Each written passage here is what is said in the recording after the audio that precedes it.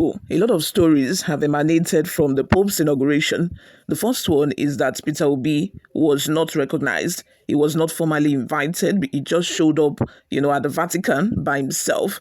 And the second is that Peter Obi was not allowed to meet with the Pope one-on-one to and shake the Pope like President Bola Ahmed Tinubu. And then lastly, there is the story going round about Seyi Tinubu not allowed to meet with the Pope as well, just as his father was, shaking hands with the Pope and having a conversation. We could see a security guard stop Seyi Tinubu at the back. And people have gone wild with that, coming up with a lot of things, saying that why must Seyi Tinubu accompany the president on most of his international visits? Must he go with him? Now we are hearing from Reno Omokri, who is of the opinion that, international leaders go places with their children every time, that it is not new. Why are Nigerians making this a big deal?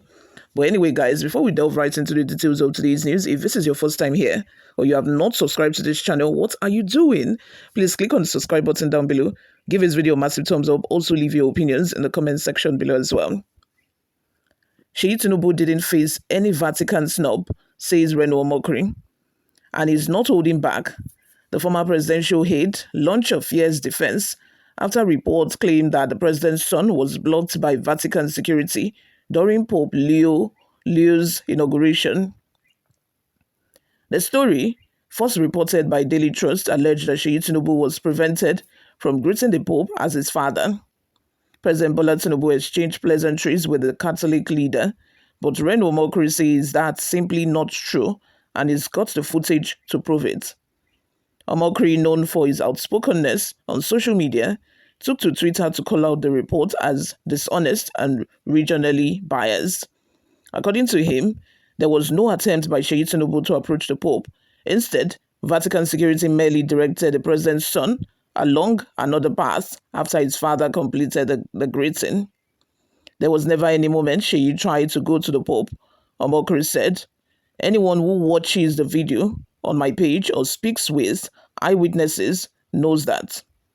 The former aide didn't stop there.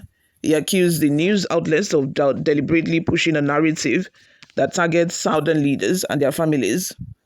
This is the same media platform that once claimed that Samo agreement signed by the Tinubu administration was an LGBTQ pact, Omokri said, and they had to retract it.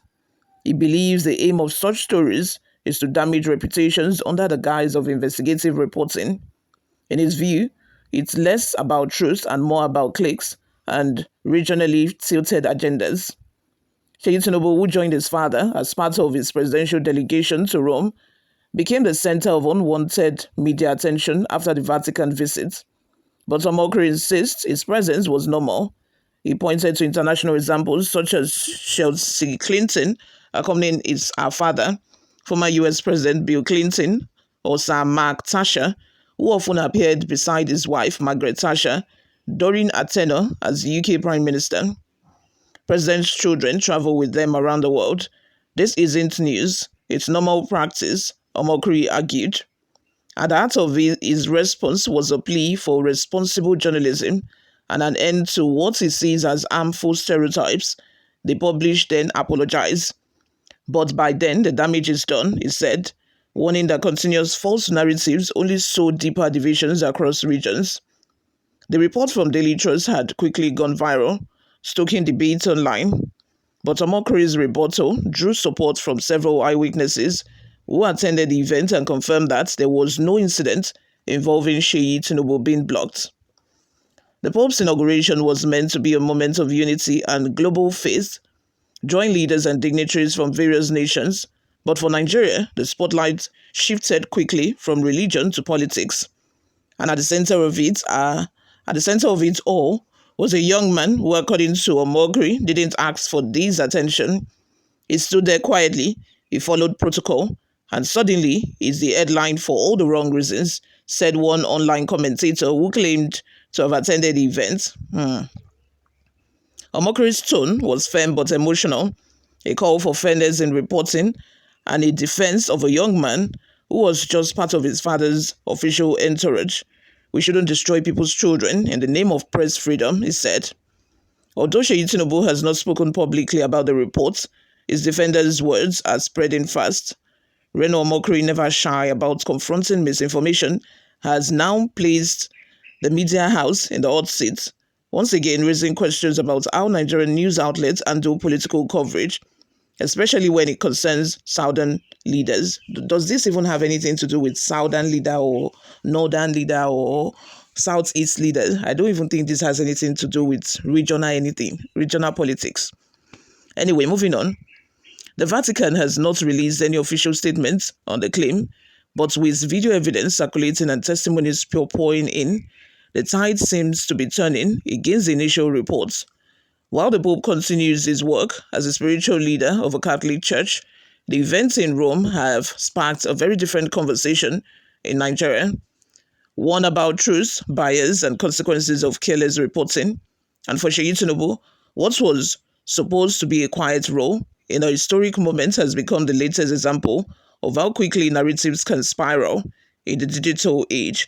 You all, let's have your thoughts and your opinions in the comment section below. It's quite sad that a religious gathering can just turn and become a political one in an instant. I do not think that everything must be about politics.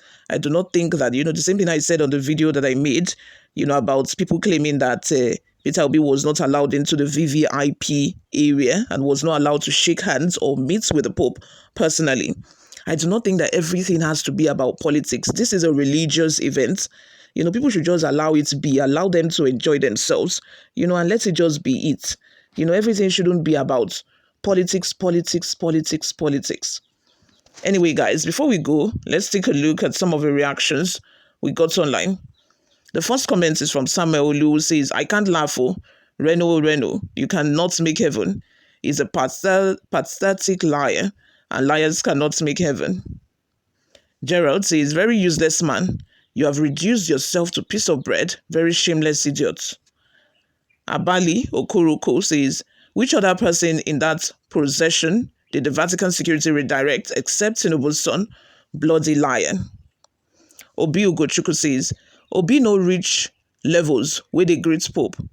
They no greet Tinubu, son, greet Pope. What kind of nonsense talk be all this one? President, they use handshake with Pope. They make mouths. Nonsense. Oh my God. Tutsi says, this one just they use 2 hands and legs. They find public relevance daily via social media. Small go rest. No be everything you go, they put your mouth. Makinde Sunday says, Omokri, whenever you don't make mention of Peter Obi in any of your write-ups, such write-up doesn't catch my attention any longer. Ojo Agbola, this your headline is contrary to what you wrote in the body of the news. Olubaniyi says, seeking a political appointment has replaced Reno's head with intestines. He's struggling every minute to find relevance. Glory be to God Almighty that our able and resolute president was invited to grace new Pope inauguration ceremony. I guess we are the best in Africa. Kudos to Nigeria, the giant of Africa. Okay, the invite to the Pope's inauguration makes you the best in Africa. Wow. Okay. Lastly, a comment from Onwanko Samuel says, Reno Omokri, you are doing another person's job. Are you this jobless and broke that you don't mind working for your former enemy? When did you publicly say you have forgotten them, you are forgiving them, or are trying to become a mole in this administration? Do you have a hidden agenda? These are the questions they're asking because they don't trust you and they don't want you. They are afraid to bring you closer, knowing fully well of your relationship with Atiku. Please stop fooling yourself. No job for you. You all, thank you very much for always watching and listening. I will see you in my next video. Bye for now.